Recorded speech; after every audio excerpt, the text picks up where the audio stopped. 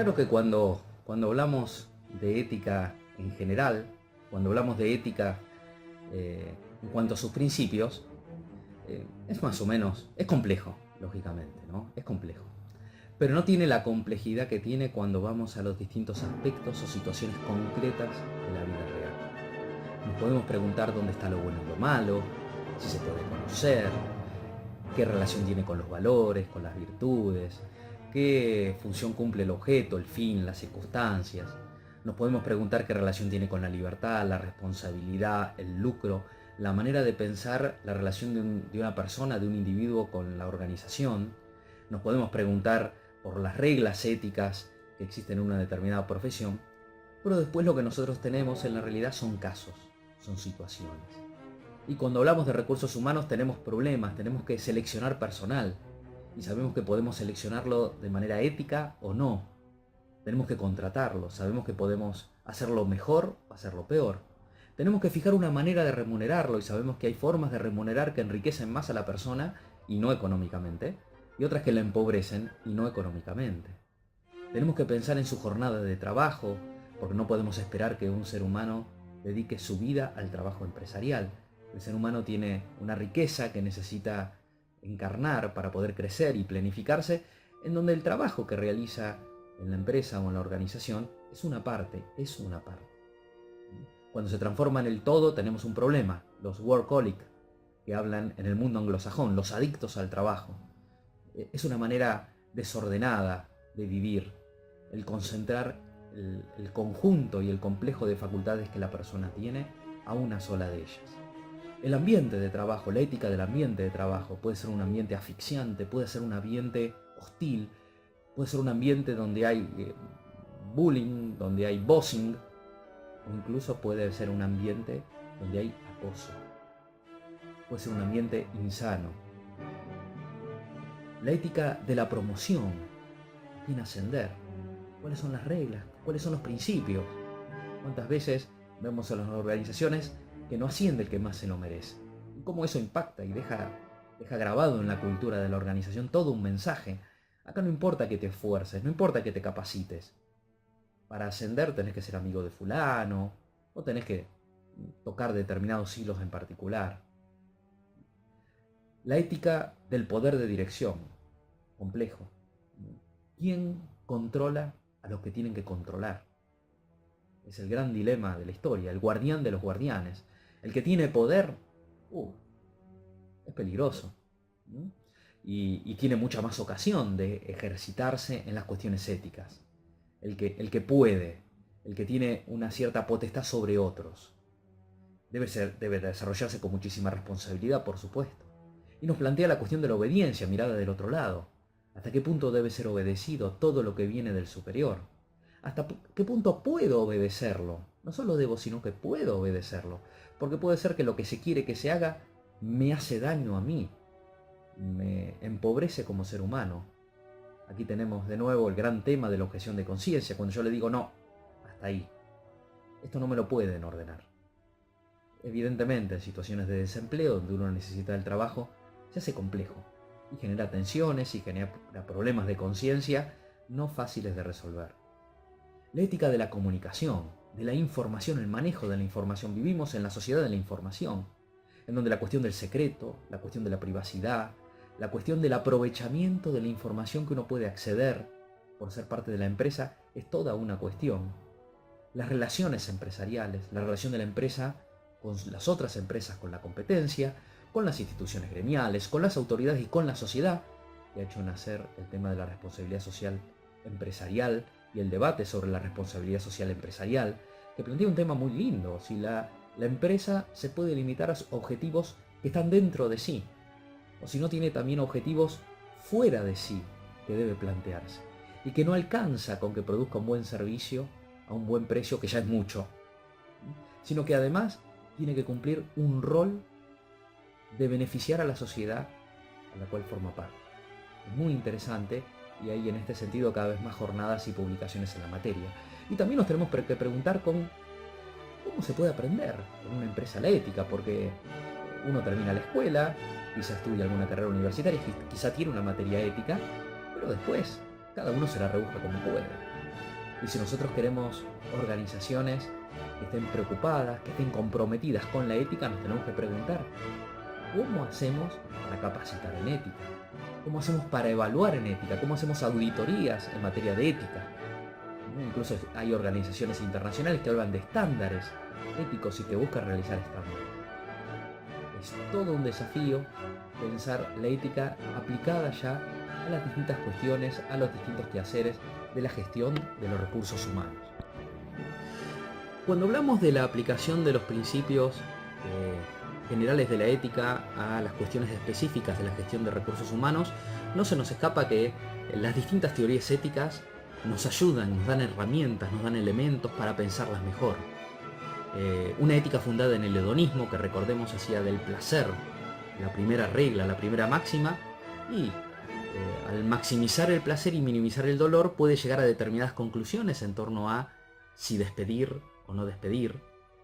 Una ética basada en el utilitarismo, que propone hacer como una balanza de los beneficios y los perjuicios, quizá pueda también razonar que mejor desprenderse de determinado trabajador, sin importar los años que tiene la empresa, sin importar la antigüedad que tiene la empresa, sin importar todo lo que le ha aportado a la empresa, si en realidad la balanza de beneficios y perjuicios da que es mejor prescindir de él que tenerlo.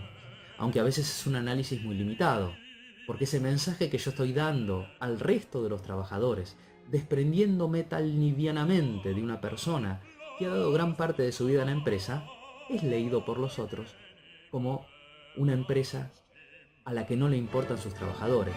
Después no puedo esperar compromiso, no puedo confiar y seguramente voy a tener que gastar más e invertir más en control, en motivación, porque no existe la motivación intrínseca de saber que se forma parte de una organización que está preocupada por los seres humanos que la integran. Hay cuestiones éticas relacionadas con la contratación del personal, los tests a los cuales lo voy a someter. Una cuestión básica, la selección es el primer contacto de una persona con la organización. La primera imagen que tiene es la que se lleva cuando está siendo seleccionado. ¿Cuántas veces vemos trabajadores a los cuales no se les realiza, aspirantes, mejor dicho, trabajadores, candidatos, una mínima devolución? Ni siquiera se le responde en un plazo razonable que no se lo va a contratar y se queda esperando que el llamado a ver si lo llaman. Y si no lo llaman no sabe por qué.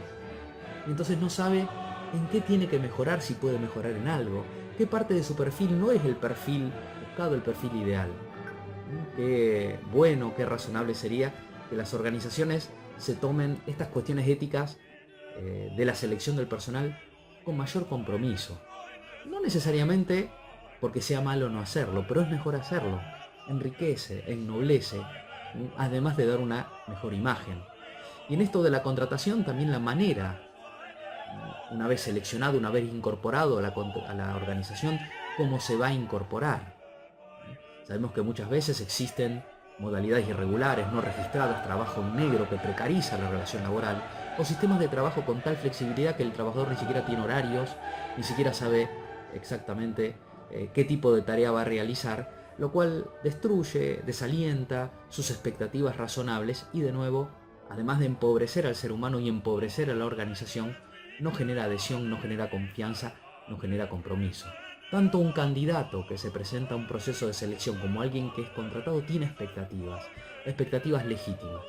Y esas expectativas, esas legítimas expectativas, hay que aprovecharlas para potenciarlas y hay que responder de una manera leal, honesta y de buena fe a esas expectativas. Hay errores comunes a veces en la organización, en los procesos de selección, como por ejemplo no darle lugar para nada al debate sobre las cuestiones éticas que están implícitas en la selección, inconsistencias en los criterios, contradicciones en los criterios, o considerar, por ejemplo, suficiente que en una organización haya un código de ética sin verificar si después se aplica, si es vivido. De nada sirve que esté en un librito o en la última página del boletín de la empresa si no se repite, si no se evalúa, si no se implementa, si no se trata de examinar si realmente se cumple o no. La remuneración. Sin duda que debe haber motivaciones más profundas para trabajar que el dinero que se recibe a cambio. El trabajo tiene que enriquecer por sí mismo, la motivación intrínseca. Pero no es menos cierto que en el mundo que nosotros vivimos, el trabajo suele ser la forma habitual a través de la cual las personas satisfacen sus necesidades. Y por tanto la remuneración es un elemento importante. Y sabemos que la remuneración tiene que transmitir algún grado de tranquilidad, formas demasiado flexibles de remuneración, basadas exclusivamente en comisiones o en cumplimiento de objetivos, desarrollan y ejercen una presión sobre el trabajador que no le permite tener la tranquilidad necesaria para poder llevar adelante su trabajo adecuadamente. Y después no extraña que este tipo de organizaciones tengan una alta rotación, que los trabajadores no le duren, que no los fidelicen.